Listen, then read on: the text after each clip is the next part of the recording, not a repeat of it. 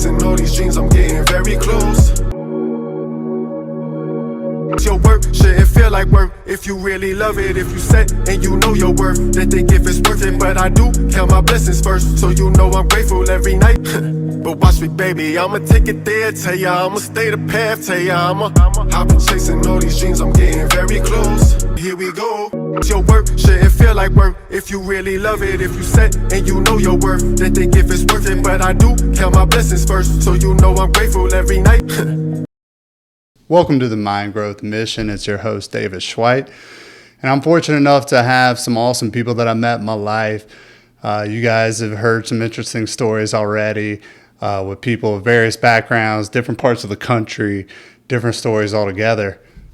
Today, though, I have somebody very special to me, somebody I met on a trip in an airport, an uncomfortable airport at that. But he made it all the worthwhile, him and his family. But he's a family man first and foremost, husband, father, and University City pastor, Elevation Church, Chet Pete. Yeah, glad to be on, man. Yeah, we met at the worst airport, I think, in the United States of America. I agree. Do you think so? Is there a worse airport in America than the I was hoping you'd say something. Yeah, well, let's give it a shout out. Literally, I don't know. Were you there all day? We were there all day. Yeah, it was one of those scenarios. Yeah. I think I was there less than y'all. Y'all were literally there all day. All day. We got there, I think, for a 9 o'clock flight. So we get there about an hour and a half early. Yeah. It's like 7:30. And our plane didn't leave to come back to Charlotte until, was it 11 o'clock that night? Like, it was something crazy. Yeah. It was something crazy. Yeah, so it was one of the worst experiences. Yeah, it got delayed again and again. And it was only a couple hours for me. But for you guys, I don't know how you did it with the twins. But meeting everything. You made it all the work. I mean, it was worth it. And how did you say it happened? Well, he has this expensive bag.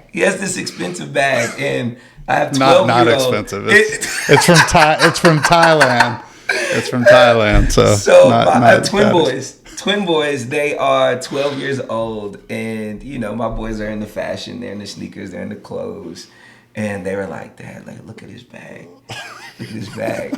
And David being the nice guy that he is, I don't know who started talking to each other first. I might have said something. I was like, my boys are looking at their bag. I might have said something. I don't know. Yeah. And we just started talking, and it was cool. We had a mutual friend who's a part of our church, one of the pastors at our church, and just started to talk, exchange information, and it was cool to be able to connect once we got back in Charlotte and absolutely and get to hear some of your story and now to be able to be on your podcast. It's real cool. It's full circle for sure. But I thought it was the shoes, but it was the bag. It was the bag. But it's funny, the shoes I bought full price, but the bag I actually bought from Thailand. So it's a ripoff, but it looks like the real thing. But it looks like the real thing. thing. Go to Thailand to get your goods, y'all. It's legit out there. But no, man. So going to what you were just saying with a mutual friend, I've had these moments in my life where how am I connected to these people? Like, what is it that attracts me to these people, or how do I end up navigating life to find these people? And it's Dustin Stradley, who has an interesting story as well. He went to college with me, but I'll save that for him when he wants to be on the podcast. But with you, Chet, I was struck by you, your family, the light, the warmth, the aura of you guys, man. So I want to find out where that comes from, what got you to where you're at today, where you're going. But also, man, tell me about that early childhood for Chet. What was that like? Where you're from and all that? It's great. Well, I was born in Chicago, Illinois, in the Midwest, and moved to Bristol, Virginia, real small town in Virginia. It's cool little city. Bristol is in 2 states at the same time. So it's Bristol, Virginia on one side, Bristol, Tennessee on the other side. And there's just one street called State Street that divides the city. And so that's where, I kind of grew up. Went to elementary school, high school there, and then moved to Johnson City, Tennessee, where I went to school at East Tennessee State University. Me and my wife actually met, if I back up a little bit. I was in 8th grade. She was a freshman in high school. My brother married her cousin. Okay, so no Kentucky stuff, none of that. Right. My brother married, Right. and nobody that lives in Kentucky, don't come after me. It's just a joke. It's just a joke. But yeah, my brother married her cousin, and we met at the wedding. I tell everybody she fell in love with me that day. And if she was here, she would, she would tell you I'm telling the truth. Oh, wow. And so she fell in love that day. We became friends, and throughout high school connected because our families were able to spend some time together. And we ended up, starting to date right out of me graduating from high school. So this is early teenage years. Early teenage years. Wow. I'm gonna tell you, this is the thing that I hate talking about.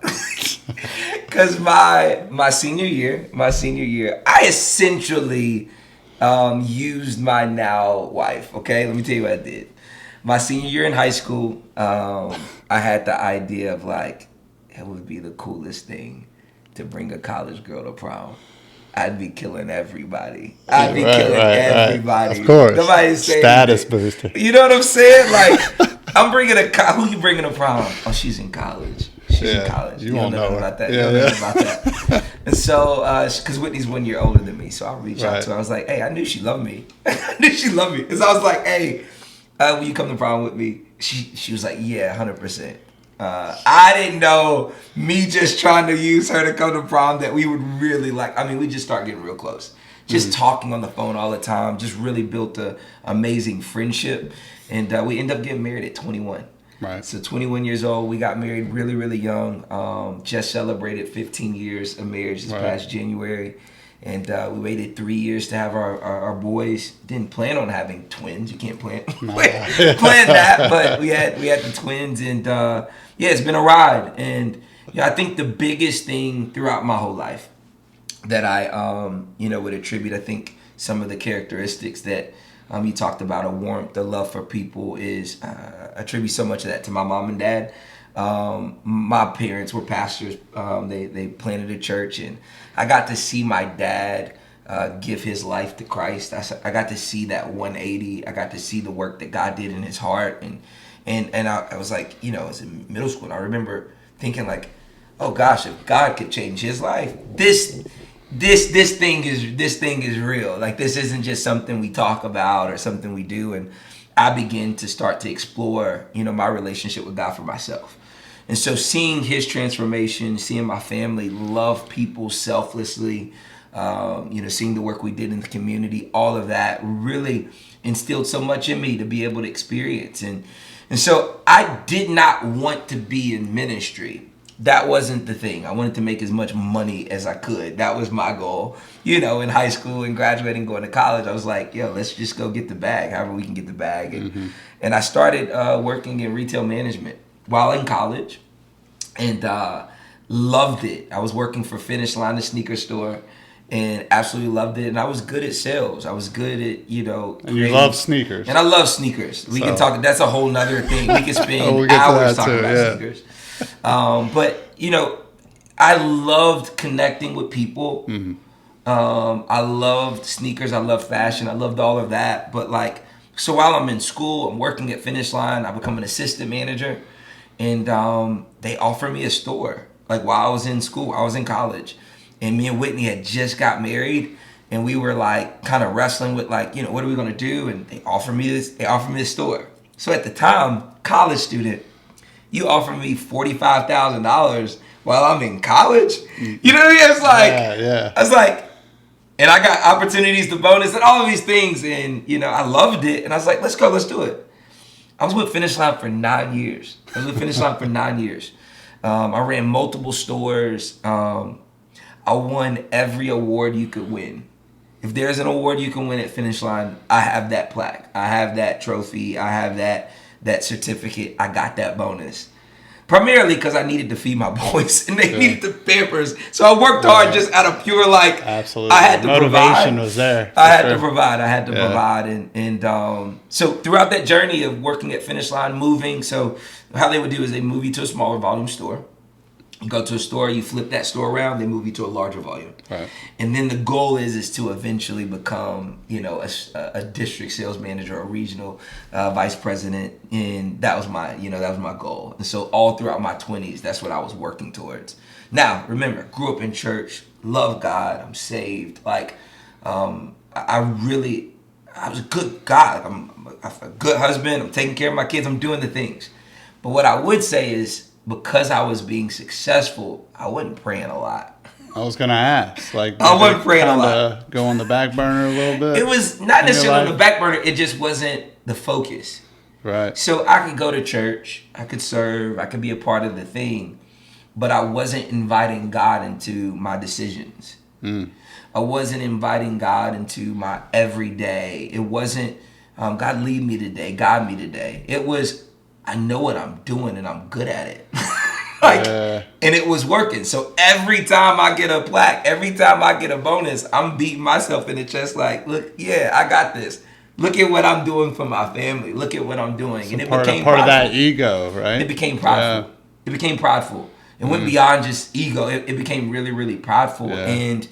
And so I think one thing that I know about God, and that I've known to just, lean into, is understanding that God is a jealous God. He is. And he wants all of you. He everything that I believe, everything that I have, even the ambition to be great, the ambition to build, like God put that in me. You know what I mean? You could have two people, same background, same things, but why is one ambition and one's not? Like, what? I don't know. I'm like, there's something that God put in me. It's put in you. I don't know what this is. I don't know. Yeah. But there's something put in. So, like, I can't for a second be like, I'm that good. I'm that great. No, I'm blessed. And God's favored me. He's graced me to do a lot. And the only way that I would have came to that conclusion of, of acceptance and inviting him in was he had to sweep the rug from up underneath me. Yeah. And so after 9 years, being with Finish Line for 9 years, running all these stores, winning all of these awards, I moved from a North District to a South District. I ended up having a new district manager, new structures, all of this, but I'm feeling myself. I'm killing it. I'm running the largest volume store in North Carolina. The largest volume store in North Carolina. This is the step right before I become the man. This is when, no pressure. No pressure at all. Like, I'm good. And it was the worst year of my career. That's worst amazing. year of my career. Everything, nothing was working. Nothing was working. All of the things that I felt like I was good at was not working. I wasn't, meshing with my boss. There was things I felt like I needed I couldn't get. And this huge store, one of the things I always wrestled with them about was like, hey, I need more labor. We're going to get robbed. Like, we're going to get robbed if I don't have more labor, to have more people in here to do what we do. And it just didn't happen. And long story short, we ended up getting robbed a couple times. And it was rough. Our worst inventories ever. And I'm the boss. Yeah. So it's like, who's responsible? You are. So after 9 years, winning all these awards, I was thinking, one bad year, they let me go. Wow. 9 years, they let me go. That's what got me to Charlotte. So we're here running this store, largest store in North Carolina. And after all this time, I get let go. I remember going home, sitting in our apartment, like tears in my eyes, like, what in the world am I going to do? I called my wife to tell her. And if you meet my wife, she's just vibrant. I mean, you will hear her before you see her. Energy's just through the roof. Oh, yeah. I could see her dimples through hearing her voice on the phone, and I couldn't tell her on the phone. I was like, hey, I'll talk to you when I get home. And I had about 2 hours, just me and God, just like, God, what? You did not bring me to Charlotte for this to happen. And I felt like the presence of God like never before. And it was a moment where I felt like God was just impressing, like, I mean, you say you trust me. You grew up in church, you go to church, you're in the thing, you're doing the thing, but like, do you really trust me? Will you give me an opportunity to be a part of this? And I felt, what I mean? It was one of those moments I was like, okay. It was like a moment of clarity, right? Yeah. So I was like, you know what? Yes. So my wife got home, I tell her, and my wife was cool. She's the best. She was like, she was mad at the company. She didn't even care. Like, she was mad at the company. She didn't care. She got your back. Yeah. And so I pulled out my calculator, And I was like, hey, here's how many weeks I got in the bank. Here's what we got, in PTO that I'm going to get paid out, all of that. Here's what we got. God, you got this many weeks. I got you got this many weeks. Fairly quickly, I landed a job as a district sales manager in training. And so now I'm not running one store, I'm running 7 stores for another company. And they gave me the same salary, but I got the bonus off all of these 7 stores. Wow. So after losing my job, I ended up making more money than what I was making before. Crazy situation. But every step of the way, I'm serving more at church.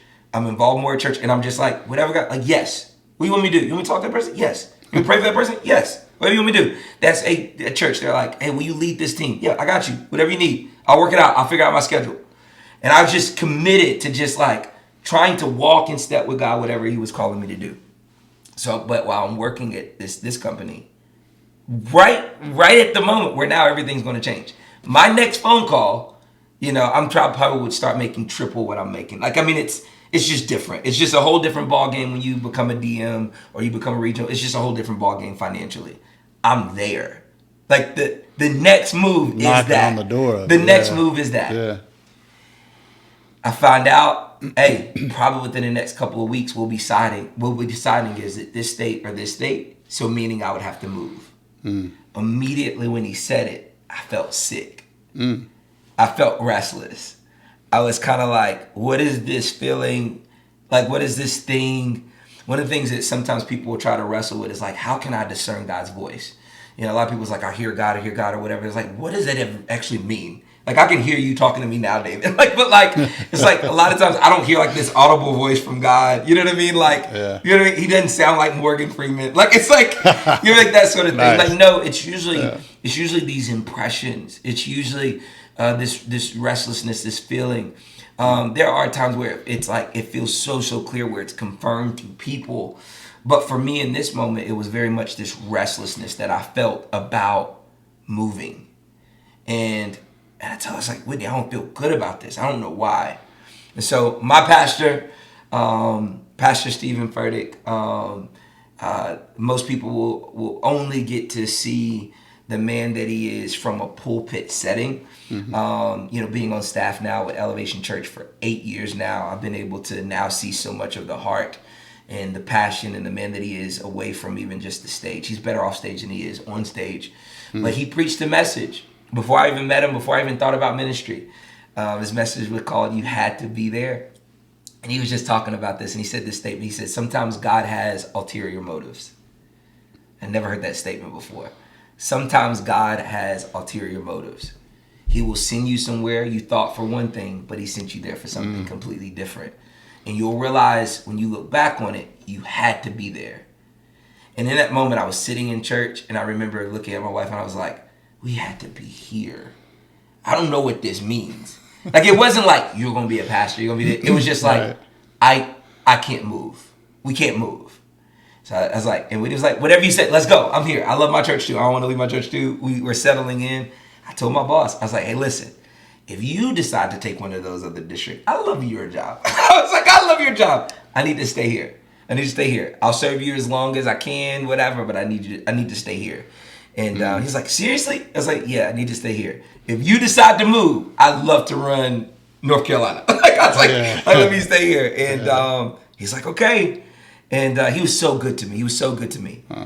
2 weeks later, I get a phone call from the church. And the church was like, we've been watching you for a while. Like, either the way you lead, the way you connect with people, the way you communicate, there's something on your life. And there, you probably have heard some of this stuff before. I'm sure this isn't the first time you heard this. And I was like, no, but like, I wasn't listening. I wasn't listening. Yeah. And now I'm listening. And so what does this mean? What does this look like? And so I went through an interview process, and I realized, I didn't move to Charlotte to just further my career. God had to get me here to humble me, to get me in line with him, in step with him, so I would listen when he said, this is what I've called you to do. So I stepped in December 2015. And it's been 8 years. I've been on staff now at Elevation Church, and it's been a ride. I've been growing a lot, experiencing a lot, and I can see how all of those years in retail management how all of those skills of team building, communication, excellence, all of those things just really, God even used that to prepare me for what I'm doing now. Absolutely. So it's been amazing. So that's been, somewhat of my journey, leadership, family, and all of that. Yeah, and we're glad you did it, man. We're glad you're here. Thank you, man. And it's just crazy how things work out like that. Yeah. If there was something deeper within you just telling you got to stay, there'd be more for you, more for your life. Absolutely. And your family's life. And now it's turned into where we're at now, which we'll get to. Yeah. But there's a lot to unpack within that story, man. This whole time I'm like, there's a good nugget. There's a good nugget. There's something else I can take away.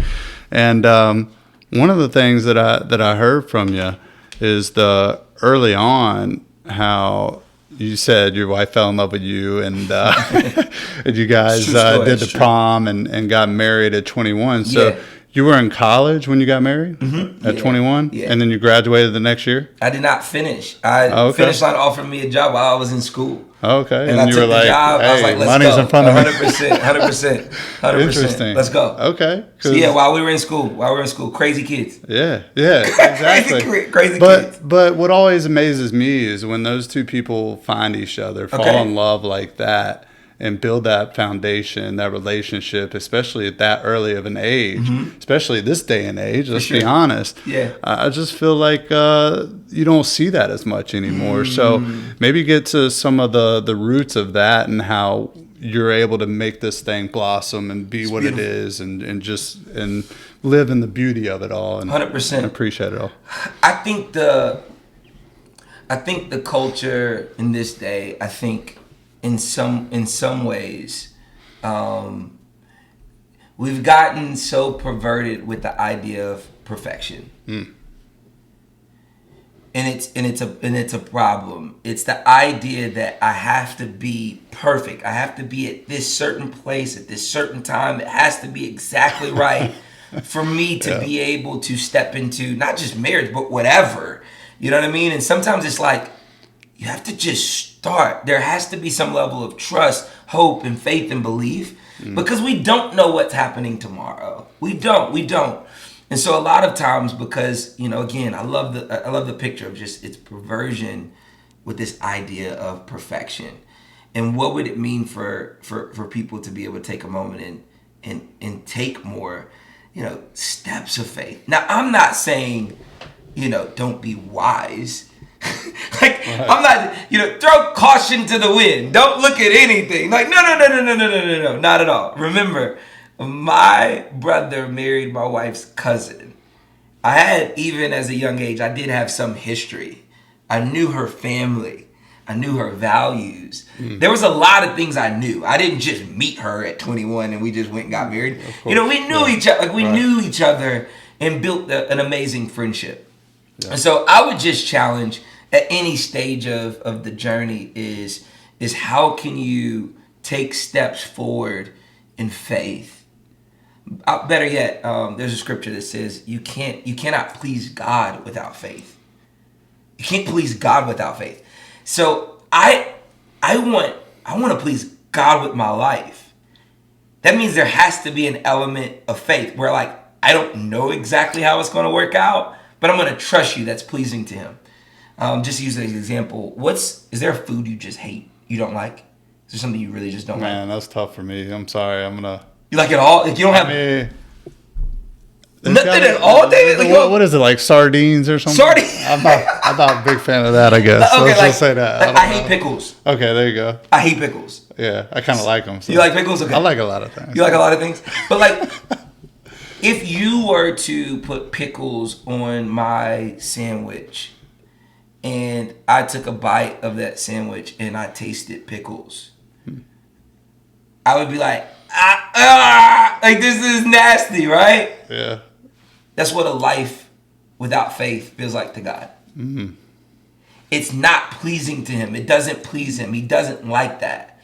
And so when you're striving, trying to live a life and have everything perfect and you never trust him, you never can take a step, and you're constantly like, I got to know everything. I got to know every detail. I got to be here before this. This got to be He's like, will you trust me? Do you think I got you? Like, do you think I got you? that's a life that pleases God. And so I would say us getting married at 21 is such an example of that, where we were broke, we were ignorant, we were immature, but there was enough that we knew about each other, and the belief in one and another. the belief in one another enough to just say like, and I remember looking around and I was like, I always wanted to be a husband. I always wanted to be a father. That I knew that. Like I knew that. I wouldn't have never said I wanted to do it at 21. Like that wasn't the plan. Yeah. But I knew that's what I wanted. And I remember looking at my wife, thinking, well, is there something better than? And can I imagine like our friendship not being a part of my life? Is that enough? And it was enough for me to take that step. It was enough for me to take that step to make a lifelong commitment as immature. You know what I mean? And you know, all of those things, you know. Now, it wasn't easy. No.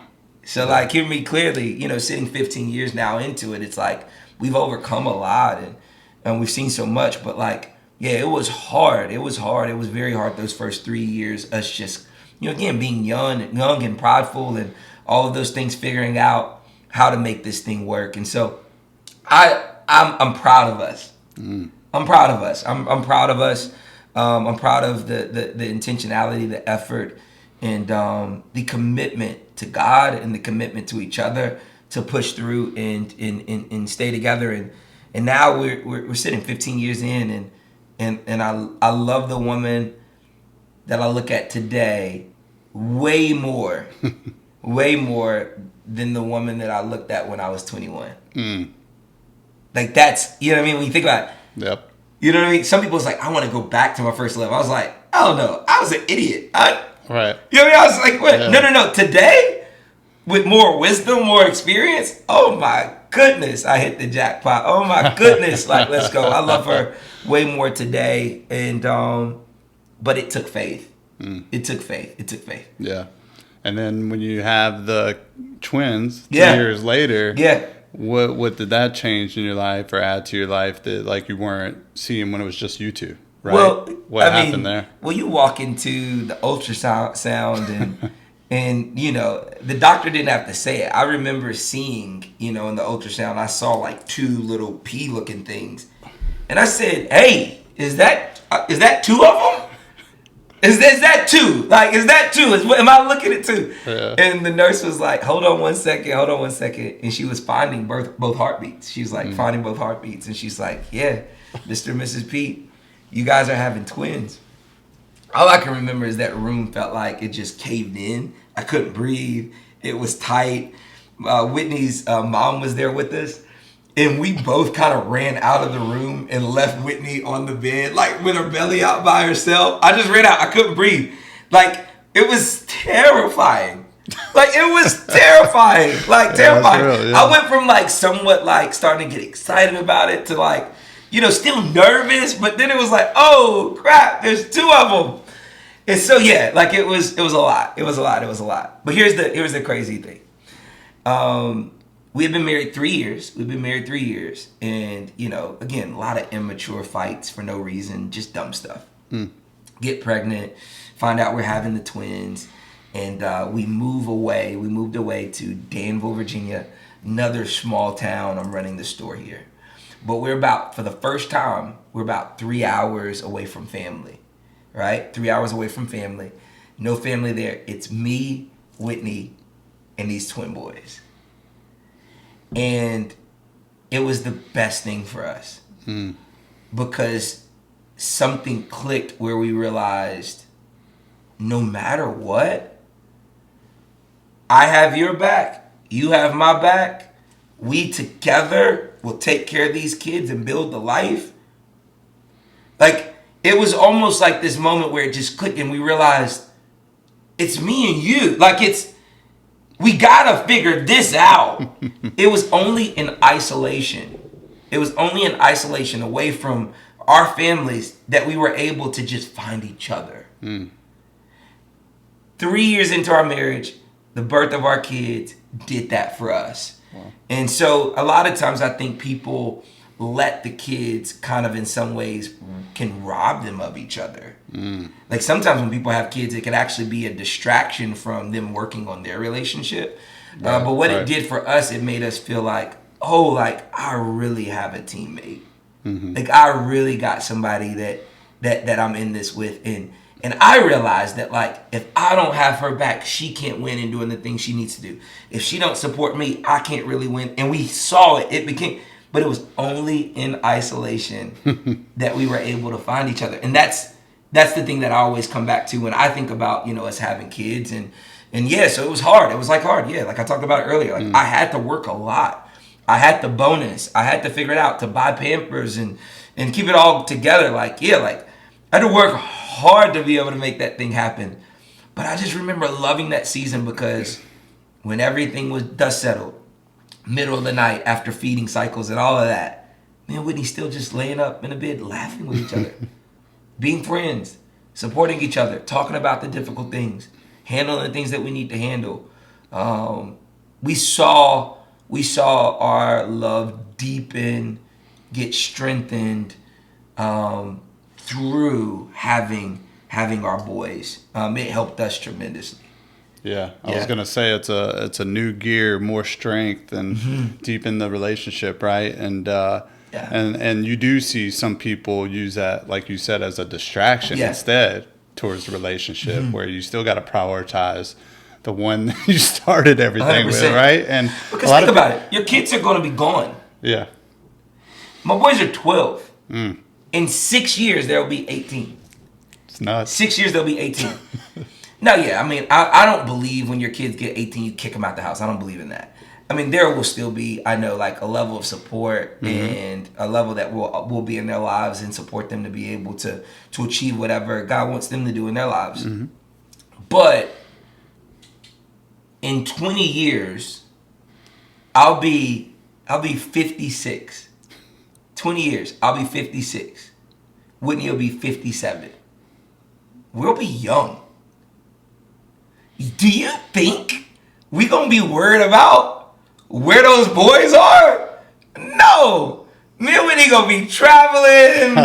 We're gonna be dating every day. We're gonna be doing things like, I'm not rushing my kid to get out the house. I love my boys. I'm not like, oh gosh, I can't wait till y'all get out. No, I'm not that. You hear some people say, I can't wait till you. Of course. No. I love my boys. We're having fun right now. It's a fun season. But on the other end, I look forward to like what that season will be when it's just us too, because I love my wife, because we are good friends, because it's like I won't be looking at her like, who are you? Like, you know what I mean? Like, who are you? Because I don't know you except being Carson and Carter's mom. Right.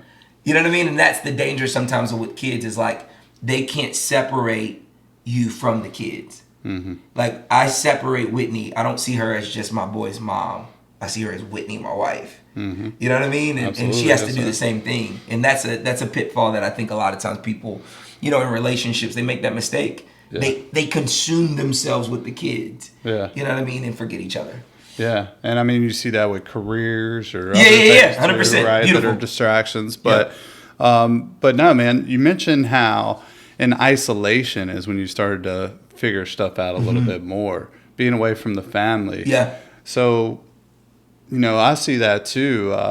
Do you think it was like reliance or dependence or what, creating your own independence, or just, hey, we have to have each other's back even more to be a team, or what was it really like getting away, so to speak? For sure, a combination of all of that. Yeah. Combination of all of that. I think sometimes, we've had conversation about mentors and the place that certain people have in your lives.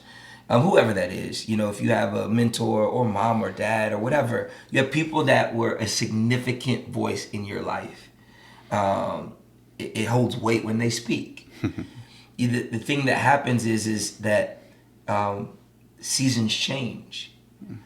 And so now my voice and her voice needed to be the most significant voice.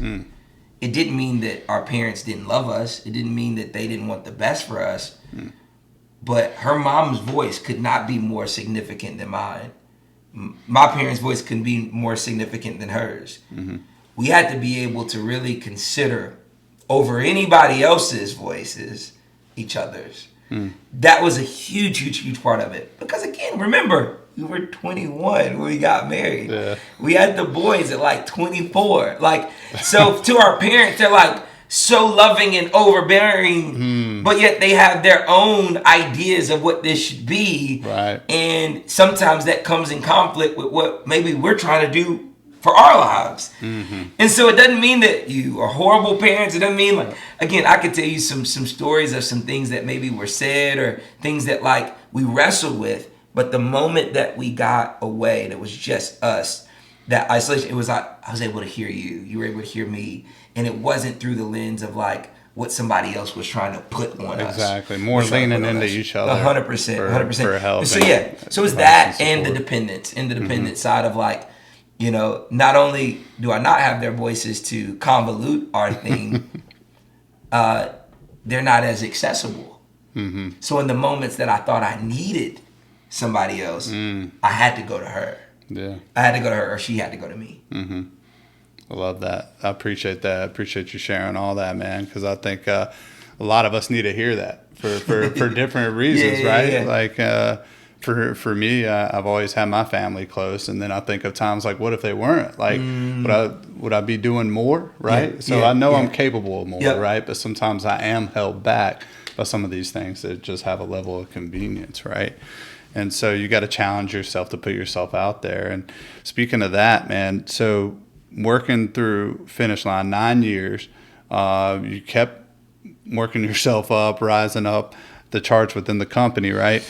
Let me ask you, I mean, did faith help you get through any burnout stages? Because, I mean, if you're working all the time and you're just letting it consume you, you're letting the outside stuff that you're doing outside of work consume you as well, how is there not a burnout? Is that the faith within you, or is that other things that kind of keep you going and keep it ticking? Yeah.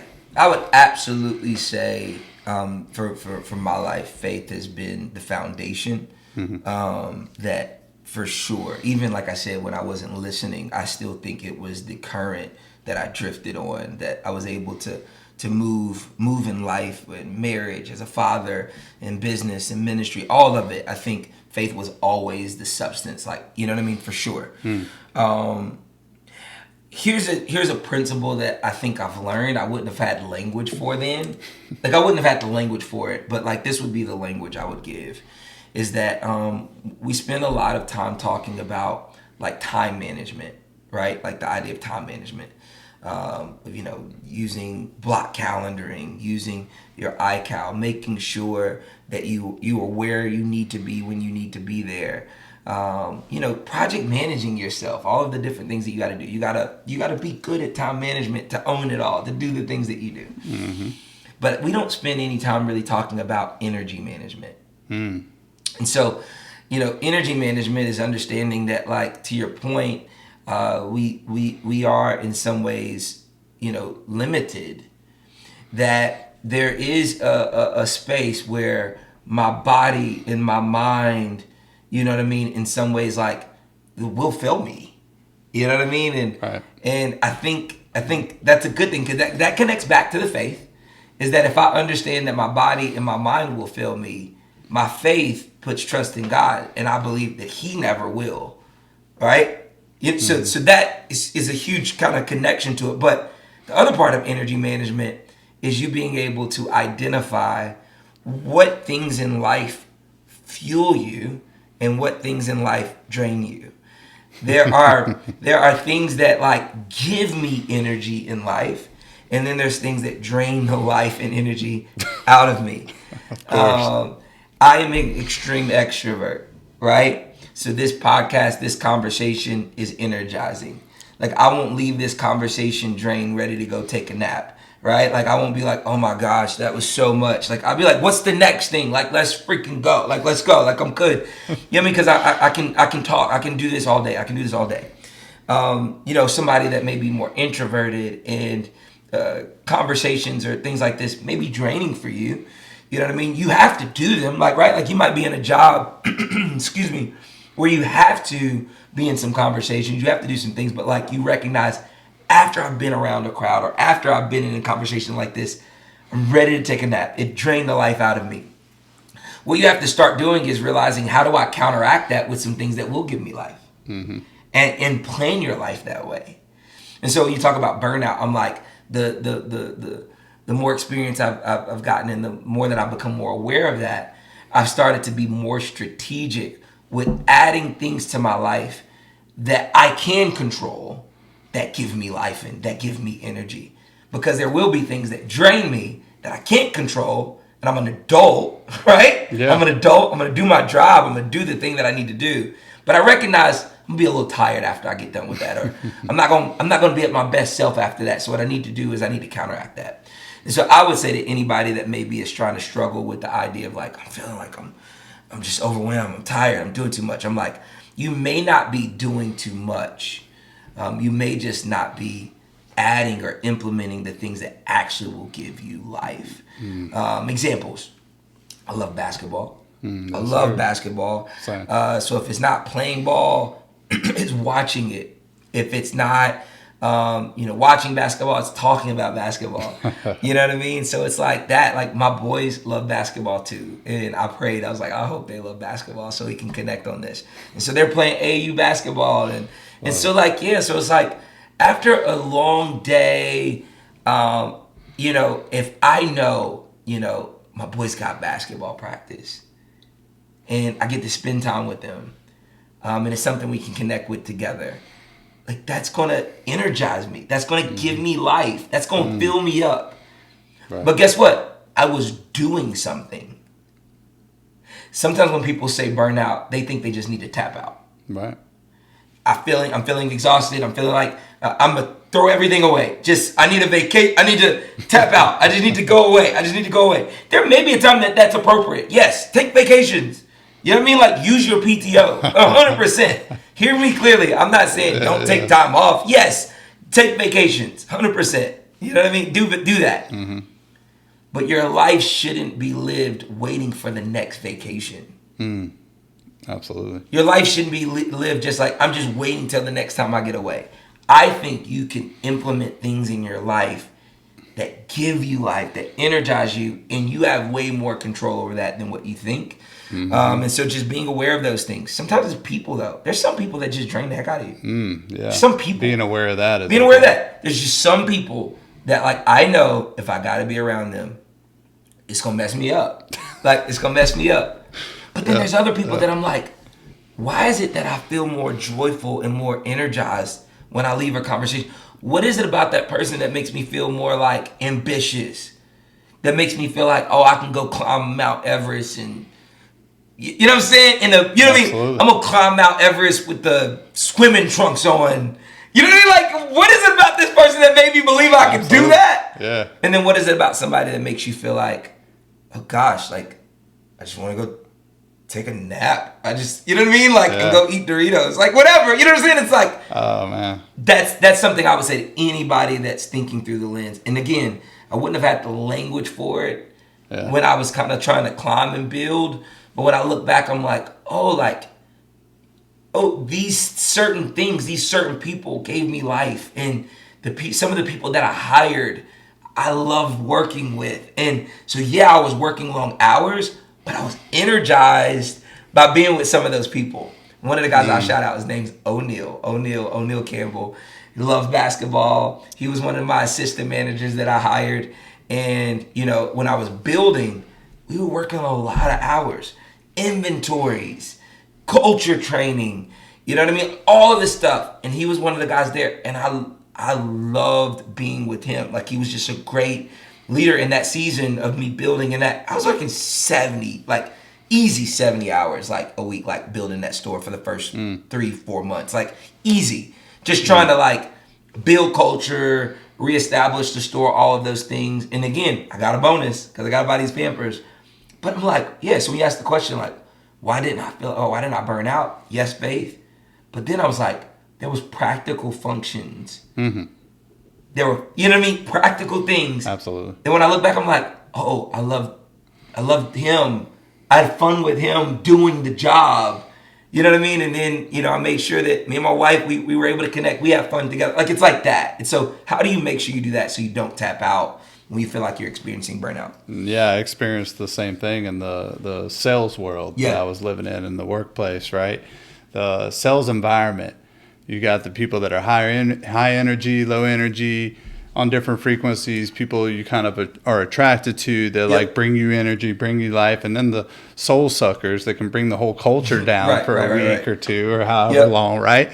So feeding off that was extremely important for some of my success, because I noticed if I'm around those people that are working that much harder, have the values, the beliefs, doing the morning routines, doing the things that truly get them energized and get them focused. I started to mirror that, copy that, learn from that. And I was telling you about the mentor that I had, the branch manager. So that was some of the things he wanted us to implement, right? Was book studies, morning routines, affirmations, journaling, all these different things. And obviously exercise is a big piece of it, but all these things that give you energy. And it's funny you brought up basketball. I love basketball as well. But I noticed now that I live over here and not in the university area anymore, I live right here by the Greenway. Okay. I take my bike to the basketball court every so often. Okay.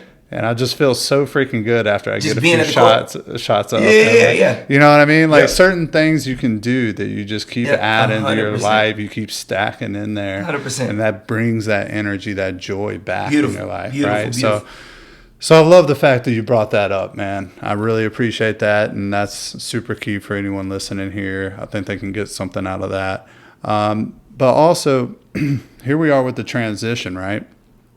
So you have the background of being the preacher's kid, but you were about the path that seemed like for money, and you love fashion, so it kind of made sense you're working at like the retail side of things. It seemed to like be your passion, be what you're about. So how does it transition to, hey, I'm more involved with the church, now the church is asking me if I can be with them? Like, what does that transition look like? What were some of the things you were doing, and how did we get here, man?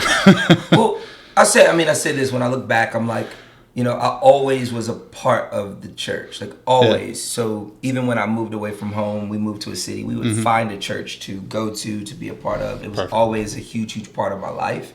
So there wasn't a season in our marriage where church, wasn't necessarily a priority.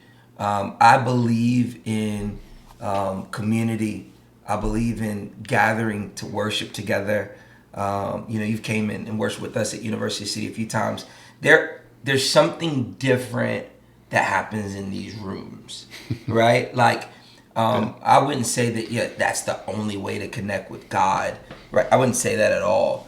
I would say it's a phenomenal way. It's a phenomenal way to be able to do it, and setting that up as a practice of your life, a priority for your life, I think really will help a lot of people. Prioritizing that, I think, makes a significant difference. And so for us, it was always a part of our life. We never let that be something that we just disconnected from. I'd say for anybody though, the challenge is I don't just go and attend and experience the thing. It's being a part of it, it's engaging in it, and it's applying it to the other areas of your life. It's taking the thing and saying what God did in this space, what I heard in this space. You know what I mean? Like, for example, if somebody's listening to this podcast and it was something that you're like, ooh, that's good, whatever. Like, oh, I like that. Or, oh, I resonate with that. If it stopped at that, it was a waste of your time. Listening to a podcast and doing nothing with it, it's a way. Like, I wish I could give you your time back. It's the moment that you say, you know what, I'm going to take something from this and I'm going to apply it. And sometimes it is just a change in thought processes. Sometimes it's simply that. Sometimes it's just like, I just need to think about something differently.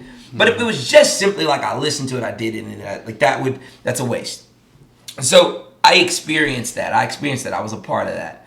So the moment that, again, I felt the restlessness, I can't move, I know I need to be here, and they start talking to me about ministry and what it would mean to be a part of it. It felt clear. It felt like this was the next step. It felt like, oh, this is what God moved us to Charlotte for. So now I'm in it, right? Now I'm in it. Now I make the decision. I come on staff. I'm the youth director at one of our campuses. And so what was interesting was... Was this your full-time? Full-time. Okay. Full-time. Yeah. I left retail management, full-time Gotcha. working for Elevation Church. First time working in full-time ministry. And I didn't even know at the time, I was ignorant to the fact that, people actually did that. Like, I didn't... Like, you know what I mean? Like, I'm telling you, there might be somebody watching this is like, how in the world do you feed your family and da-da-da on that? Right. And it's like, no, like, I didn't realize that at all.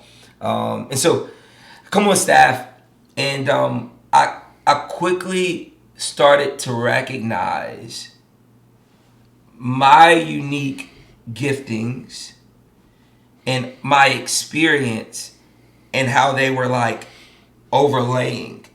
It was fairly, and I didn't expect it, I didn't know it, but quickly I started to realize so much of what I've been doing prepared me for this.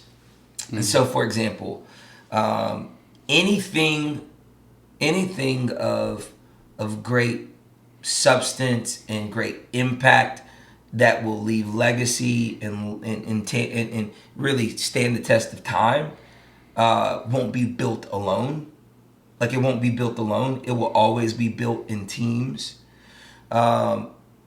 In retail management or any organization, every organization has an organizational chart, has an organizational structure. The org chart is so fundamental to anybody building anything. You build a team. So, okay, I'm a store manager. I have assistant managers. I have managers in training. I have sales associates. I have stock team. All of this stuff, right? This is what I do. I build teams. I create structures. All of this. And because I'm a man of God, I always love people. So even though like I wouldn't have called myself a pastor while I was working for Finish Line, there's so many people that I remember looking back that were in my office crying about things that they were going through. I remember a young man named Cam. I remember his mother being sick and all of that, and him coming to work distraught, like tore up about it. And we go into my office and I'm ministering to him. Like, right? Like, I remember these moments when I look back. I take more stories of these things and young college students that were working for me that I was able to call things out on. But I wasn't like, no, my goal was sell some shoes. Like, but like at the end of the day, like, I love people. Yeah. But the organizational structure I saw, I understood. I knew how to build teams. I knew how to build culture. I knew how to do this. I come into ministry and it's like build the youth ministry, reach the kids, like do the thing or whatever. What do? Build a team. I build a team. You know what I mean? I start having meetings. I start creating culture, like everything that we do as a church, like learning our language, learning our values, learning why this is this way, all of this, and implementing those things into my organization as I'm building the youth ministry. And quickly realize, oh my goodness. But the reward was so much greater. It was so much greater because it wasn't just about, are we black? You know what I mean? Like, did we hit the sales goal for the day? Am I going to bonus? It was like, oh, like there was a girl that was cutting herself that because of this system and this structure and these leaders that were in place, she felt love, acceptance. She thought she was beautiful because God made her, and I got to be a part of a system and a structure to be able to put her in an environment that this could happen. And I realized that the more leaders I had, the more kids I could reach. So all of that, okay? Christmas time in retail management, Christmas time. Everybody knows the holidays coming on. Everybody understands Black Friday and all of that, right? Right. I would essentially like double my staff. Why? Because I'm going to sell more stuff in this season. So if I need to take care of more people, I need more people to take care of them. If I need to sell more stuff, I need more people to sell more stuff. I saw so much of the overlay of it. So I'm like, but now my driver, the thing that's like the goal is just so much more impactful because it's eternal. And that was the thing that like, just thrilled. I was like, oh my goodness, I'm in the right seat now. Like, oh, I get it. And started to use all of those things to be able to build. And so now, like, I've implemented so much of that. And, and what I would say has been just a really impactful season of ministry that I've been at Elevation now going on 8 years. And so many of those things I learned and was able to really carry over. And I wouldn't have expected that. Some people in ministry think you just pray all day. Like, if you think that about a pastor, if you think that about a church staff, I don't know about any other churches. I can't tell you. We work hard. Like, we work really, really, really, really hard and do a lot to be able to make sure for our church we exist so that people far from God will be raised to life in Christ. That's our mission. So that people far from God will be raised to life in Christ. And we will do, everything short of sin, and you know what I mean? Everything short of sin, everything short of putting our families in jeopardy, that sort of thing, to reach people that are lost. Absolutely. And you're in the University City campus. Yeah. Was that there when you started as a youth director? Yes. So that's where you laid your roots. And so I started at Lake Norman. Gotcha. I'll back up. When I first came to Elevation, I was at Elevation Concord. Okay. From Elevation Concord, came on staff at Elevation Lake Norman, and then shifted to University City. And maybe somebody watching doesn't, fully have scope of Elevation Church. Right. God's really, really blessed our church. It's a breathtaking move of God. We have at this time 18 locations. We now have more locations outside of Charlotte than we have in Charlotte. That's wild. So there's 8 campuses in Charlotte. There's 10 outside of Charlotte. There's 2 in Canada. We have a couple in Florida. We have 1 in Virginia, South Carolina, and continue to grow. And then, God's given us the ability to really have a global ministry, being able to use technology to be able to get people still in community to do church and do ministry together. And so, I jumped in to be a part of that, and has just been blown away, by our systems, our processes, our mission, our vision to be able to reach people all around the world. And so just some context that people are like, you maybe don't understand the method of ministry, for our church. And let me ask you this, because I've been to the Ballantyne one, I've been to yours at University City now. These are huge productions. Oh, for sure. There's so many volunteers, helpers, work staff. How many people, let's put in some context here. How many people are helping you on a given Sunday, part of the staff, part of the voluntary? Because it gets wild out For sure. So, we believe that our job as staff, as pastors, that God has called us to equip people for the works of ministry. So our job isn't to simply just do everything. Our job is to give people an opportunity to be a part of this. We give people purpose. We give people a chance to be a part of something bigger than themselves. And we pastor them and care for them in that process. So at University City, I have a staff of 12, so 12 staff members. And then those staff members care for roughly around 600 volunteers. So they rotate. So every volunteer, they don't serve every week. They serve every other week. And so most weekends you'll have anywhere between 200 and 300 volunteers across all of the different services serving. They usually serve one experience and then they sit in the other. And you hear that, you're like, that's a lot of volunteers. It's a lot of people to take care of. But on the other end, there's still so much ministry that it still feels like we need so much more, right? Like you might hear that and be like, oh gosh, no, you have no idea. We're seeing so many kids, almost 300 kids a weekend. Almost 300 kids from 6 weeks to 5th grade coming to church every weekend. It's a lot of volunteers to be able to love on those kids and teach them about Jesus. And like you said, the production team, volunteers. You know what I mean? Like parking and guest experience, all of those things. Yeah. We believe that amazing. we should give the gospel message the greatest presentation. We believe that we should do everything in our ability, use every resource we can to be able to present the gospel, present God's love in a way that people that don't know him will just be blown away. That God would love them that much to do this. That's what I want people to think. God loves me this much to park my car. Think about it. Yeah. Like there's people that have never Details. had their car valet parked or whatever, right? You know, we don't valet park cars. We just there's parking guys that do it. Yeah. But I'm just saying, like the idea that I am pointing you in direction and showing you that there's a parking space for you. If it's your first time at our church, we tell you to turn on your flashers, your blinkers. Right. So you put in your blinkers. It says first time guests, put in your blinkers. And most people this first time, they're like, oh gosh, what is this about? They put their blinkers on. And we have preferred parking for first time guests. If this is your first time, we're expecting that maybe you don't know Jesus. So we're going to do everything we can. We're going to blow your mind and be like, y'all did this for me? Yeah.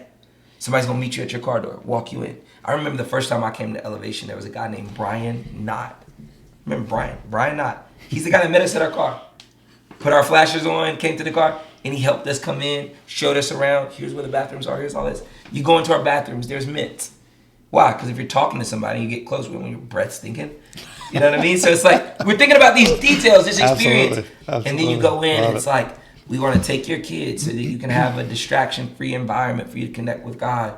Our vocalists, our team, like all of it. So ultimately, it's like, again, how can we do everything in our power to present God's love, present the gospel message in a way that you'd be overwhelmed to think that he loves you that much. And so it takes a lot of volunteers, a lot of work, a lot of effort to be able to make that happen. Yeah, that's what I was going to say. Give them a shout out for everything they do and just how I feel when I'm in there and then when I'm leaving. I mean, it's just an amazing experience altogether. So that's one thing I love about going to church, seeing you guys, and whether it's with your team or Valentine or even watching it. I mean, it's just an amazing experience, man. So I just love that, and it's in our backyard. We're lucky, right? Because now it is global. For sure. Right? People are watching it on YouTube Live and everything else, and replaying it through that as well. But just to have it in our backyard, we're extremely lucky here. And if you're not big in the church, or if you are and haven't tried Elevation, you should definitely just go one time, just see the experience, see for yourself. feel the experience, and it's an amazing experience altogether. But I want to get to more of what you were saying there.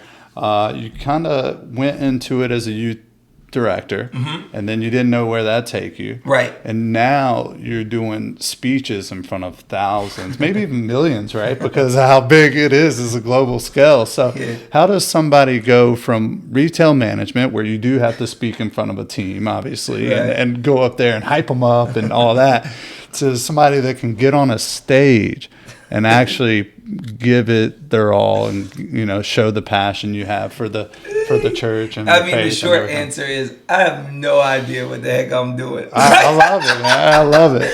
I mean, seriously. Like I say that, and this isn't like me playing humble pie or anything. I'm just like, there are still a lot of days that I'm like, what the heck am I doing? Like, this doesn't make any sense. I didn't really ask for this. I wasn't really seeking this. Like, it has been a journey of really God just like step by step leading me, guiding me, and preparing me along the way. And so the journey for me on our staff is different, because it's like the level of ambition that I had in retail management, there was a very clear, I think, like hierarchy that I was trying to climb, right? So it's like assistant manager, store manager, you know what I mean? Like small volume store, large volume store, like that. And then, DM, IT, let me be a district sales manager in training, become a DM, region. Like, it's like, you see, I do this, then I do this, then I do this, then I do this, then I do this. And so your ambition was always like, in some ways, trying to just, move up that ladder. When I got to Elevation, I didn't necessarily understand kind of exactly what that was. And so I quickly realized that sometimes in life, growth isn't only about climbing up, but sometimes growth is about digging deeper. That sometimes in our lives we only see growth as like the promotion, the more responsibility, the more thing, whatever. Like, and we're just, I'm not successful if I don't attain that, if I don't get that, and that's how they look at success. What's been interesting for me is to realize that in ministry, or I think what's most fruitful in any work environment, is when you can find your validation in the depth in which you go and what you produce. You know, asking yourself the question, do I know that I did the best I could with what I had? Do I know that I leave things better when I leave it than when it was when I got there? Like, to me, it's like, how do you start to define success more internally than externally? I had to learn that switch because, you know, like, because it just wasn't the same. Like, it wasn't like, it's not like, hey, you baptize 10 people, you get a bonus. Like, no, like, no. Like, that is not what we do. Yeah. Like, that's not what we do. And sometimes people, you know, kind of would see a big church and see a church that's doing a lot of ministry like that, and you think that we're equating everything to dollars and like, no, the church is not a business. It has business. It needs structure. It needs system to be able to do what we do well. But that's not how we equate it. But when I worked in retail management, it was about dollars and cents. Like, it was very. So how do I figure out how to, again, the paradigm that I would say, I love that picture of it, is like, it's not about how do I climb this ladder, how do I climb higher. Sometimes it's about how I dig deeper. Making that transition started to mentally, internally, not only gave me more peace, not only made me work harder, not only made, I think it was more impactful. Ultimately, I just kept getting tapped on my shoulder. It was like, hey, can you come over here and do this now? Hey, we see this in you. Can you come over here and do this now? And so then it's like my influence and my responsibilities just continue to grow and grow and grow and grow and grow. And so, you know, now my role now is I'm a part of our leadership team, overseeing, you know, multiple campuses. So I oversee I supervise some of our campus pastors and some of our central teams, and just work together with a group of people to help lead our church. Halfway into being on staff, I realized that God gave me a gift of communication.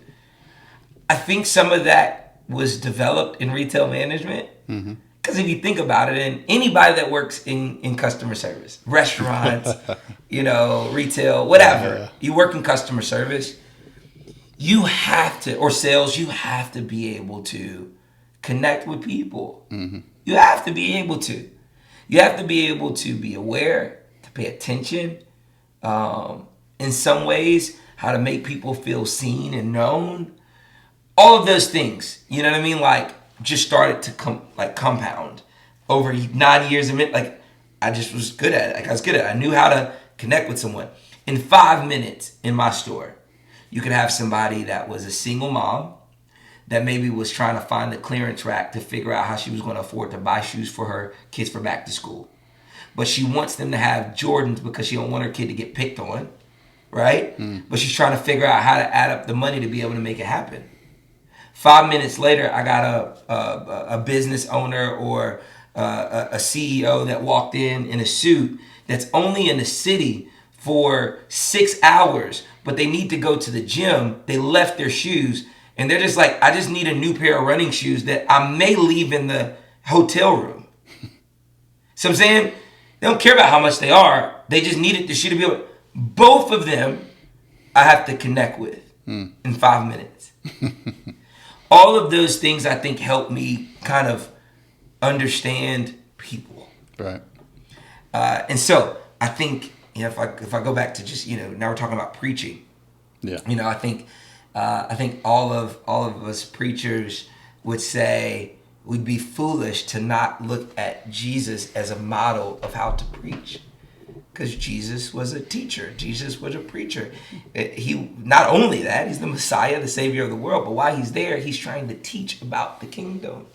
And you see him use parables, stories, illustrations. You see him use dynamic. You see him do all of these things to connect with the hearts of people. And he models this. And then I see how God gave me an opportunity to, in some ways, develop this, not knowing. And then I get asked, hey, like, how about you teach us, you do this thing? And then to get the opportunity to preach on our broadcast, to the world, it's mind-blowing. It's mind-blowing. It's how in the world am I doing this? But I can see God's strategy in it all along the way. Last thing I'll say is I believe that our pastor, Stephen Furtick, is one of the, if not the greatest, communicator, preacher in this generation.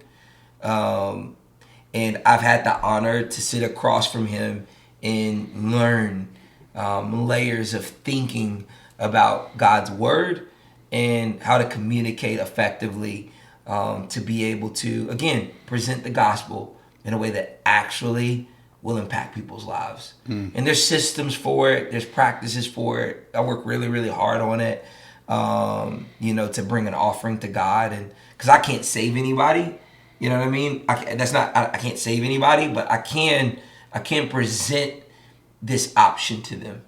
And they get to choose when God opens up the doors of their hearts that I can just present the option in a way.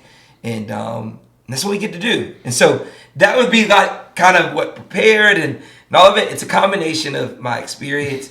And then I think, God giving me the opportunity to kind of sit across. I said pastor, who's amazing, but some other amazing pastors like Larry Bry, LB, amazing, mentor, leader that I've been able to sit across and learn from. And even outside of our church, I watch a lot of preachers and, try to learn from them as well and just try to grow in that craft. It's an art. Yeah. It's an art. Yeah, I mean, it's an art 100%. And it takes 100%. effort. It takes work to steward it well. Absolutely. And for you to be doing that now by the way, you can find Chet Pete on YouTube.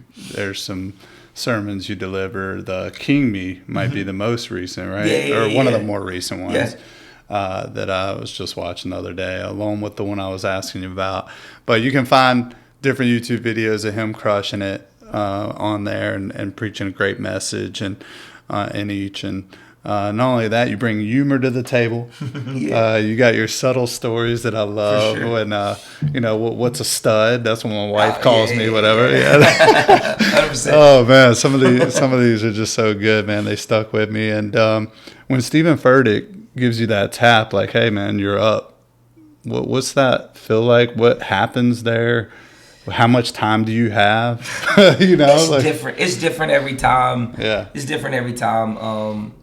It's overwhelming, right? It's honoring, all of those things. Like you feel a lot of different emotions. Gratitude. Gratitude. Right. I would say that gratitude, if you can wield it, is a superpower. I would say gratitude, if you learn how to wield that well, is a superpower because it gives you strength. And so, when I preach King Me, I found out the Wednesday before I preached that Sunday. Oh, really? So it was the Wednesday before I preached that Sunday is when I found out I was preaching that Sunday. Oh, wow. And so with that being said, I didn't start working on that message on Wednesday, right? Like I'd already worked on that. Like I'd been working on it for a long time. This is a huge, huge leadership principle. Whatever it is that you believe you're called to do, you're gifted at, a job you think you should have, a position you think you should be in, whatever. Do it now. Like, don't wait till somebody taps you on the shoulder. Do it now. Don't wait until you get the promotion. No, do it now. Work like you're already in it. You know what I mean? So it's like, as you're watching the CEO and you think you're called to be a CEO, what does a CEO do? What's their schedule? What's their responsibilities? How do they move? Before you get it, before you get tapped, you know what I mean? Mm-hmm. Walk in that thing, do it. And so for me, I made a decision years ago when Pastor started investing and he told me he saw it in me. One of the things he said is that he wanted to always be able to know that he had people that he could call on when he needed them. And I took that seriously. And so I just said, you know what? There will never be a weekend that if I got a call, I wouldn't have something that would be ready. Like I just made a decision and I worked that way. So there may be messages that I may never preach on our platform that will never get preached. But like, if I got the call, like I'd be ready to support my pastor that way. I'd be ready to lead that way. And so preparation breeds confidence, 100%. The more prepared you are, the more confident you will be to step into the thing that you need to step into. Mm-hmm. And so, yes, sometimes it's, it was Wednesday. It's like Wednesday before I found out, and I'm like, oh crap. Let me go back to the element of gratitude. Because when it comes to gratitude, it's understanding that, one, I don't truly believe that like I'm actually really qualified. I don't actually think and believe like, oh, I'm the greatest. I don't really believe that. I work hard. I don't self-deprecate. Like I don't be like, oh, you suck. Like I don't do that. But I'm not like, oh gosh, like I'm one of the greatest communicators. Like, no, at all. Like, so what I have to do is be like, wow, God, you see this in me? You trust me enough for this? And be grateful for the opportunity. And in the spirit of gratitude, I think you can do so much. Absolutely. So much. And so if you're staring at something and you're like, oh gosh, I don't feel qualified to do this. I don't think I have what it takes to do this. What would it look like for you to, step back and be like, oh, somebody saw something in me. And through the lens of gratitude, step into that thing boldly. Step into that thing with confidence. Just from a spirit of gratitude. Like, gosh, thank you so much. Because you believe in me that much, all right, let me get out here and do it. Let me get out here and make the thing happen. And so I approach it with gratitude. I'm like, I'm grateful for this opportunity. I work really, really hard. I'm always going to be prepared. And that combination, I think it'll serve people well. Last thing I'll say is like part of my preparation is like using other opportunities. Like, I travel some, if churches or if departments or teams want me to come and speak. So I'll do some things where I'll do some workshops with staffs and church staffs or even businesses. Some businesses like I've stepped into and kind of helped some leaders navigate some of the things through what I've learned. All of those things help you in your development as well. So it's not just waiting for the large stage. Do you like comedy? Yeah, of course. Like comedy? Yeah. I didn't know about this, but this would be a principle for anything that you do. We're talking about communication, stage communication. But if you don't know this, like Kevin Hart has these huge, Netflix specials, tours that they're doing, the big ones.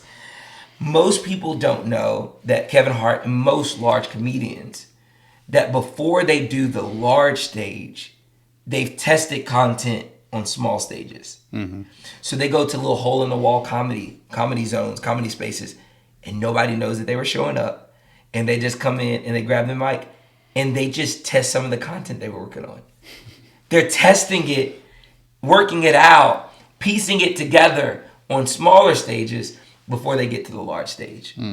Whatever it is that you do, make sure you test them out before you know what I mean? You get a large. So some people are so prideful that like they'll work on a presentation and they won't test it before they present it. Right. Like they ran through it by themselves. They practiced it. They did this thing.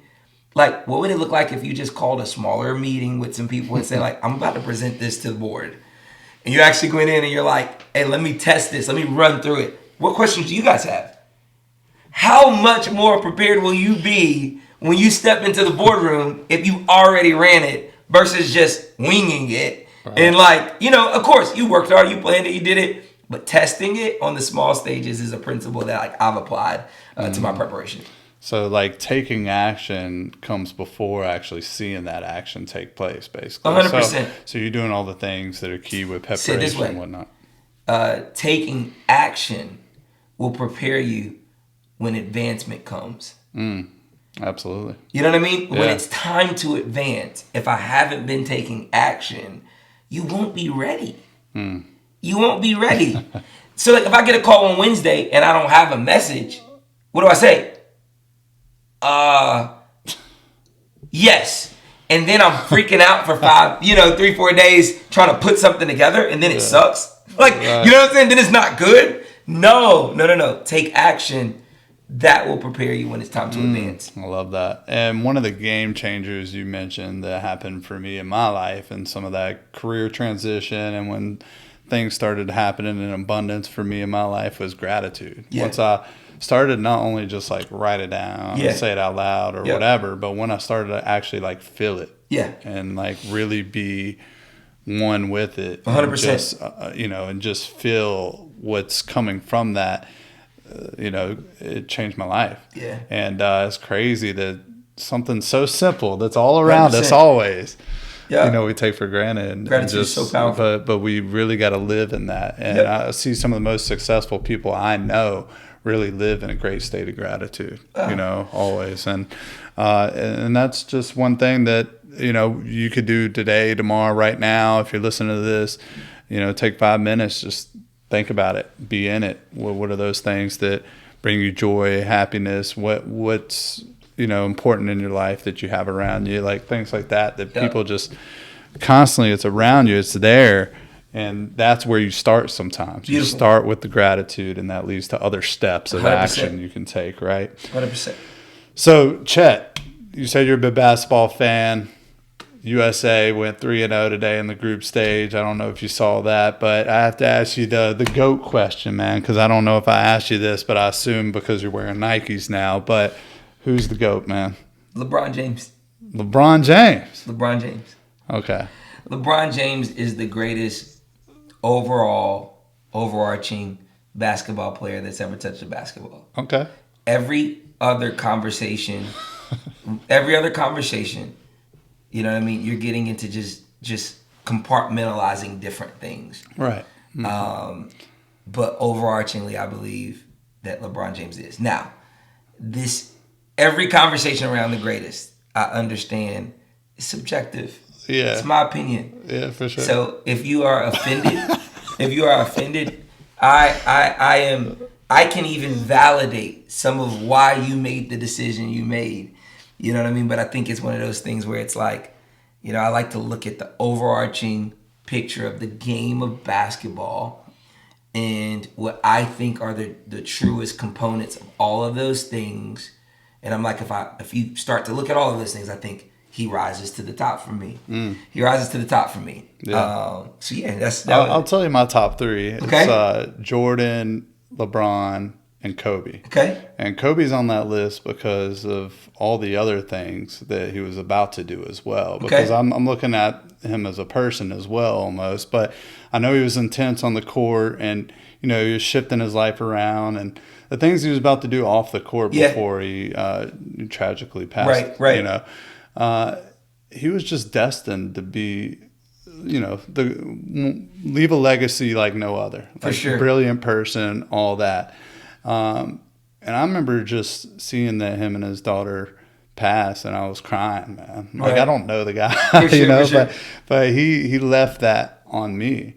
And the reason I'm bringing it up, man, is because, like, I cry when I see, like, great speakers or people of great influence and that present their message, and it touches me because, like, so many things I'm passionate about that I believe in, that I love in life, and to just hear some of these stories, how people have overcome hardships, whatever, like, it's just so amazing to me. So that's why I wanted to go to the public speaking realm. But for you mentioned some of the pastors, but what are some of those influences in your life?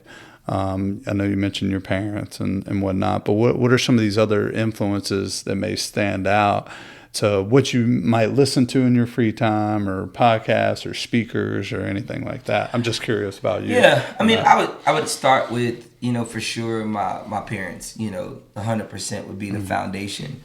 My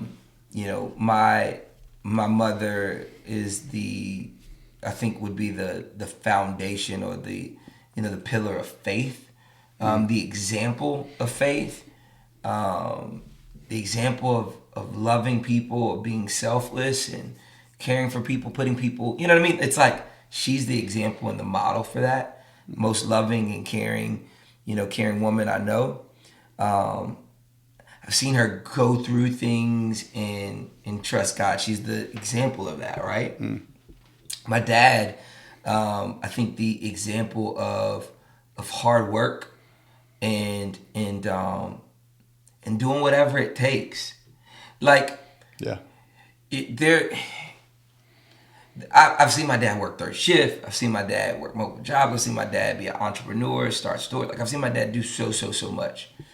I can never remember a time where I had a question of whether or not I would have what I needed. And it's like, I understand that there's a lot of situations that maybe people would be in where, that wasn't their story. But we didn't. There's 5 of us. I had 2 brothers, 2 sisters. So there's 5 of us. And my dad made sure we were taken care of. There's 5 pair of shoes for back to school. There's 5 backpacks. There's 5 lunches, 5 dinners. You know what I mean? Like, all of those things. And my dad worked. He grinded. It was effort, energy. He left it all out there. And that's something that I think, really, prepared me to be the leader that I am, husband and father, because it's like, sometimes it's not an option. I do what I gotta do. And that was modeled in him. You know what I mean? And that's something that I actually get frustrated. Like, I get real frustrated when I don't see, I would say people in general, but especially men, especially like when I don't see, men step up or men do the thing. Like, it just gets on, because I saw how hard it was for my dad, and I saw their work ethic, and I saw the effort, I saw the energy, and it wasn't easy. And so just do it. Like, you know what I mean? It's just like, it's not even pretty to say. It's nothing cute I can say about it. It's just like, just do the thing. Yeah. Sometimes just do the thing. Do the thing. Whatever you got to do. You know what I mean? Yeah. And that was instilled. Other than that, I think absolutely Pastor Stephen, just being my pastor. He's not just a public figure, and not just that's not just who he is. Like, he's an amazing pastor. Developer, leader, his mind, so definitely just in conversations, with him, I'm always looking for opportunities to get him going. If you get him locked in, it's just like so many things that God just flows through him that really will propel you, you know what I mean, to the next level. And just our conversation, like, he sent me a message. I was doing a video we do this thing called Coffee Fam. I don't know if you watched it on Wednesday mornings, where we talk about the messages. Oh, wow. And he sent me a text and was just, encouraging me. He was like, "Hey, gosh, I love what you're doing here," right? Something like that. And I'm like, all right, you text me. I'm like asking questions now. Like, I'm not just taking the encouragement, right? Yeah. I'm like, hey, okay, what did you see? What is the thing? Like, what is this? And go back and forth, get them going, and it's like that. So I lean into that space whenever I can, for sure. And that was just a couple weeks ago, so it's fresh.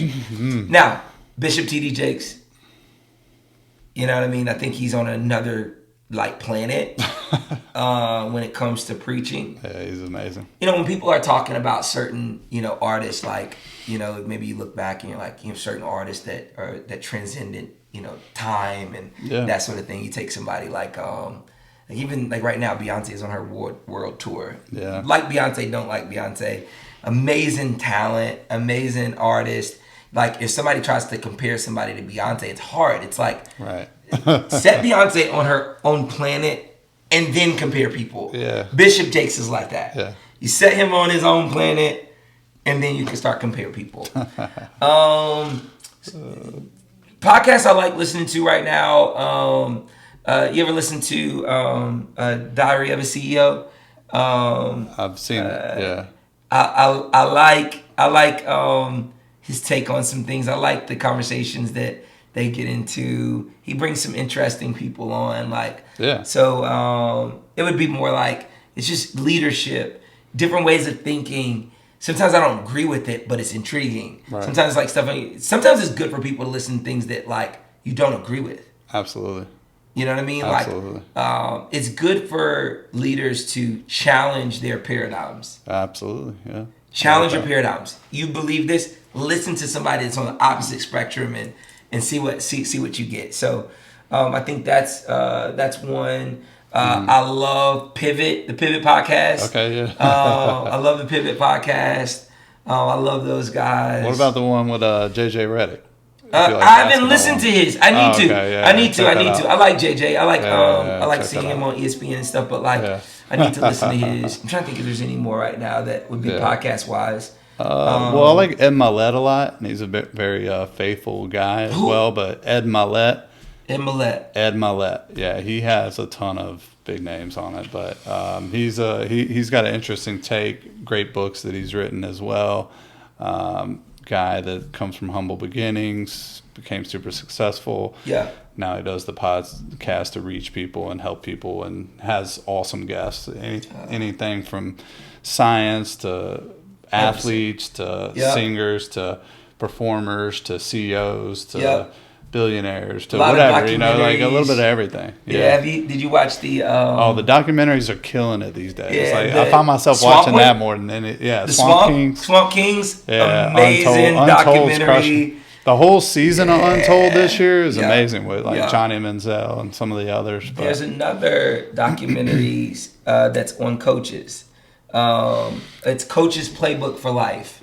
That they talk to different coaches. It's on Netflix. I like that. Amazing documentary. It has Doc Rivers on it. Oh, yeah. Talking about some of his principles. He talks about his time in Boston and all of that. So it's like, I love leadership. Yeah. Anybody that's done something great. And then I love tapping into maybe somebody that maybe have a different ideology and kind of challenge some of those paradigms. Yeah. So it's funny you bring that up too, because coaches, that's an obvious choice for leaders and leadership, leader of men and coaching young men. And I actually had a podcast where I interviewed one of my buddies who's a coach at Florida Atlantic. Okay. Who made it to the Final Four this Beautiful. past year. Yeah. Beautiful. So went to college with him, and next thing you know, cool. he's there, and they're crushing it, man. But to hear the mindset, hear him walk through his mindset of leadership and what he's learning from the other leaders around him, and how selfless you are as a coach, and you're asking, what can I do to make this team better? How can I help, and all that aspect of it.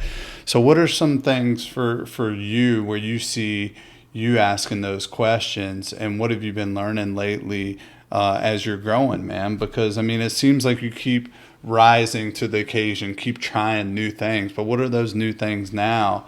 And what are some of those questions you've been asking lately to elevate yourself?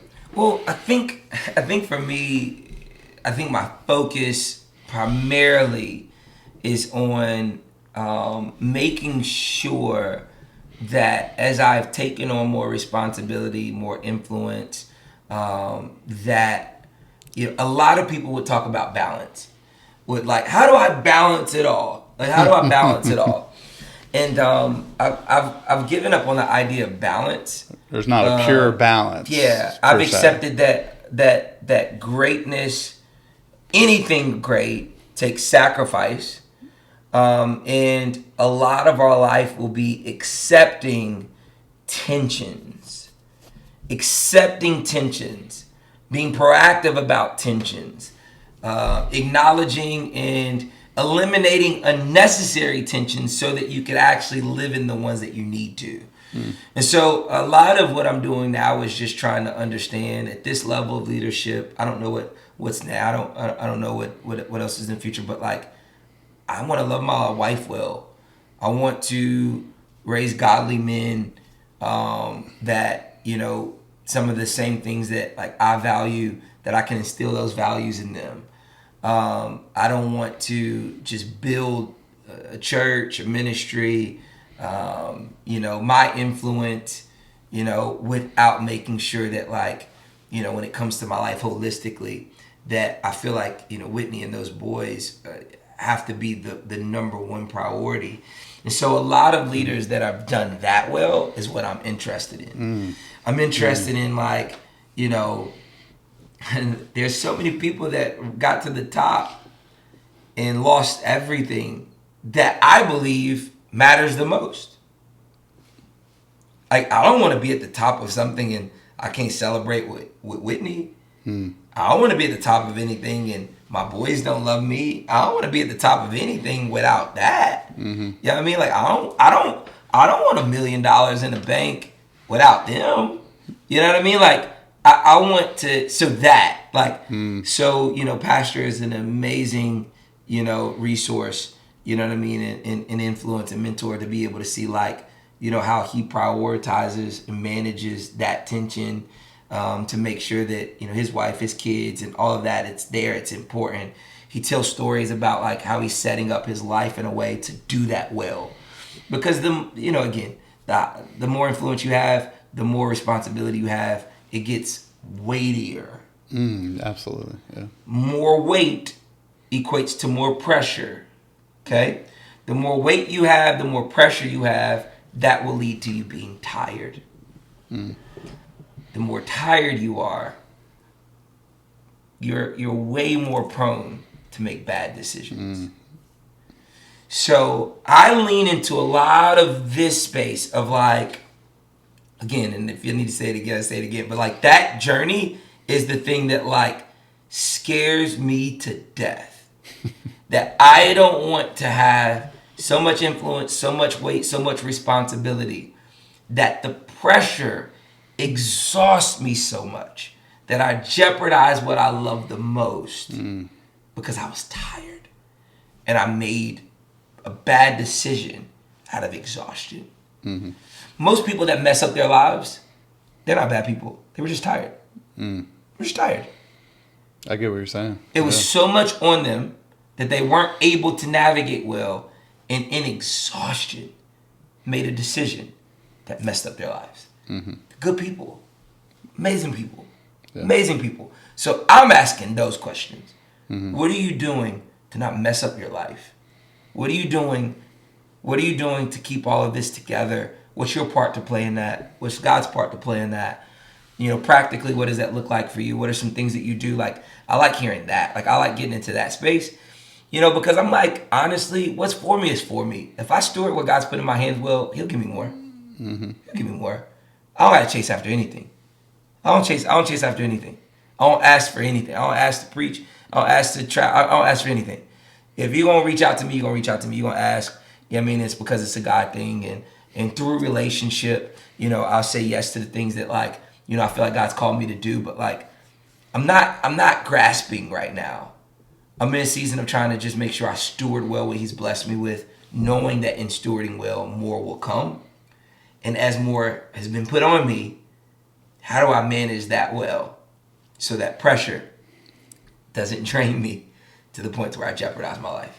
I love that. Very well spoken. And those are questions I'm asking too lately, like prioritization of your life. Like, what are these things, these key things that you need to keep right there in front of you and keep at that importance level? And how do you do it, right? How do you navigate through that and keep adding other things to your life, right? We talked about the energy management, which 100%. I thought was done so well by you, the way you laid that one out. But just think about, like, all the things that we're probably meant to do that we haven't done yet too. Yeah. And some people carry that weight and it gets them stuck to where they don't make any movement. So going back to you just taking action, right? Yeah. And at the end of the day, man, I'm super proud of you. And I love this moment right here. Thanks for sharing this with everyone today, because I think there's so much for everybody to get out of it. And I'm just blessed to be around somebody like you, man. And I do appreciate that. And it's crazy how we met and ended up here now. And I'm excited for the future. Yeah. For next time you go to Taiwan, you going to get me a Louis bag? Yeah, I got you. I got you, bro. Let me know what you need. And just tell everybody this, listen, because I know they're going to want to find you or find any content out there of you. How do they get a hold of you or look you up? ChetPete.com. Instagram is Chet.Pete. Yeah, it's just my name. Absolutely. I'm Elevation Church in University City. And I have to ask, because you got a unique name. Yeah. Chetwin, right? My name's Chetwin, yeah. And where does that come from? It's a family name. I'm named after my grandfather. It's an English name. Okay. You know, the research that I do on it ends up landing at this idea from the winding path. I don't know what to do with that. Not yet. Not yet. I don't know what to do with that. But yeah, it's a family name named after my grandfather. Yeah, that's awesome. Yeah. I wanted to ask you that. I should have asked earlier, but I had to get that one out there. But nah, man, I appreciate this day. I love it, man, and excited for you, dude, and what the future holds. Thanks for having me, man. Keep doing what you're doing. Proud of you too. Yeah, I mean, your level of just exploration. A lot of people are afraid to explore. You know what I mean? I think the idea that I was talking about is that idea of perfection. You know, you're just like, I'm going to take one step at a time and figure this thing out so that whatever this next season looks like for you, you know, you'll have a better identity. You know what I mean? Found in some truth, and your exploration of that I'm really, really proud of. It's really brave and excited to see what God does on the other side. I love it, man. Thank you so much. And anything you need from me or anything I can help with, please let me know. Don't hesitate there, man. Absolutely. But Chet Pete, thanks. I've been chasing all these dreams, I'm getting very close. Your work shouldn't feel like work if you really love it. If you set and you know your worth, then think if it's worth it. But I do count my blessings first, so you know I'm grateful every night. But watch me, baby, I'ma take it there. Tell ya I'ma stay the path. Tell ya I've been chasing all these dreams, I'm getting very close. Here we go.